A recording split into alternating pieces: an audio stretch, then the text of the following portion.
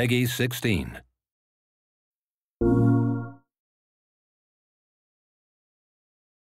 I'm Christian Sadak, Senior Designer for Zipper Interactive.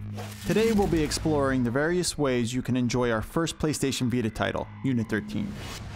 In this video, I'm going to talk to you about all 5 of our game types and explain the rules and gameplay differences that make each method of play fun and exciting. Direct Action is the first game type unlocked on the mission grid, and will be the first game type you'll get to play. Direct Action missions are definitely the longest game type in Unit 13 and don't have any special restrictions. Each Direct Action mission also has a diverse collection of objectives that your operative can undertake, whether it's planning a surveillance device, obtaining intel, or neutralizing an enemy leader. Of course, all Direct Action missions allow players to take multiple routes, which encourages players to experiment with alternate paths and characters each time they play. Speaking of which, I recommend using Animal, Chuckles, or Python for Direct Action missions. Their not-so-subtle approach and gear that goes boom is ideal for multi-point situations. Our Covert game type is the mode that's quickest to play, and it's all about using stealth as your primary means of advancement. Your goal here is to get through the mission without being seen or setting off alarms. In Covert missions, pay attention to the icons above your enemies' heads.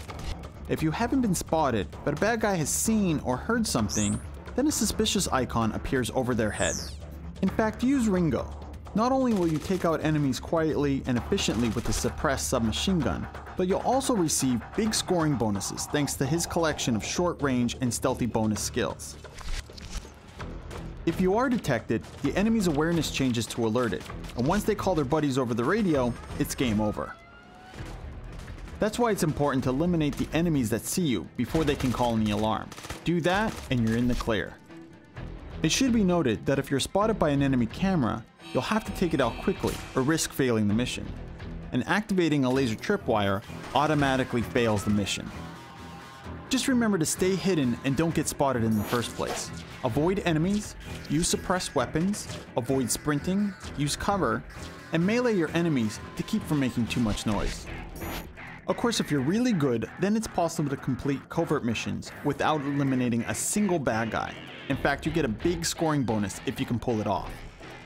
One last tip for Covert. Build Ringo up to level 4 to unlock the small suppressor attachment for the entire team. With that setup, Alabama's a great choice here, as he'll then be able to take out enemies quietly from a distance. Chuckle's ability to spot electronic hazards is helpful too. The Deadline game type is a race against time. When playing this mode, your primary goal is to get in, complete your objectives quickly, and escape before time runs out. The good news is that your time in Deadline isn't absolute. You can earn more time by reaching checkpoints, which makes speedy navigation and quick thinking your #1 ally. Python and his machine gun and Chuckle's upgraded assault rifle are perfect for the run and gun nature of Deadline. If you can avoid getting shot, Ringo has the fastest movement and can get the best times, but he's also the most fragile, making him an effective but advanced choice.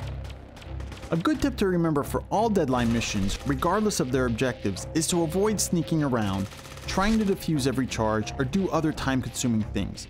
You'll get more points for finishing quickly anyway, and you'll lessen your chances of running out of time on the clock.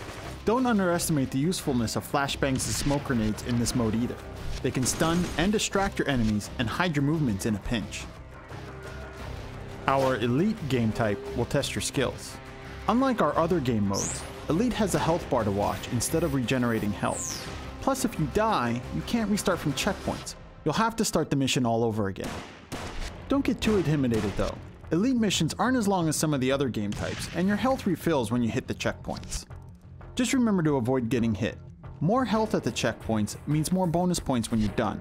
Less health means fewer points. There is one exception though. Zeus's red line skill bonus racks up more points when he's low on health. And since health doesn't regenerate in Elite, you can use this skill to earn massive bonus points. Speaking of Zeus, while he and Python are the toughest guys on the squad with the most health, that doesn't mean that they're the best choices for your style of play.